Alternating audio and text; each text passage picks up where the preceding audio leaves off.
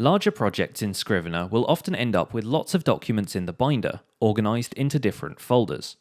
To make these easier to find as you glance through the binder, Scrivener gives you the option of assigning custom icons to your documents and folders. In my example project here, I have a bunch of folders containing the chapters of my manuscript, but I also have a few folders here in the research section.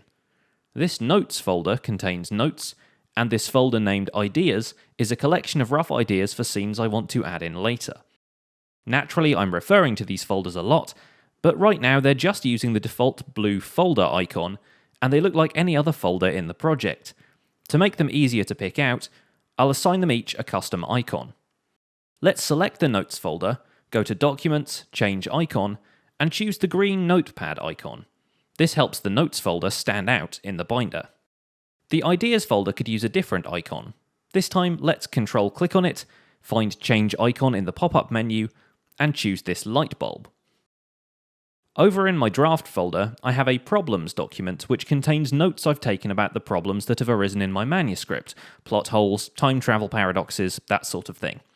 I really want this to stand out, so we'll give it the warning icon to make sure I pay attention to this.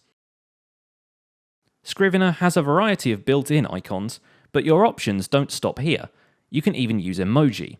Maybe we'll add the skull emoji for a document where we keep track of the causes of death in a murder mystery novel. You can even bring in your own images to use as icons via the Manage Custom Icons option in the Change Icon menu. That's all we're going to cover in this video. If you're interested in learning more about Scrivener, our other video tutorials should be linked nearby. Thanks for watching, and happy writing!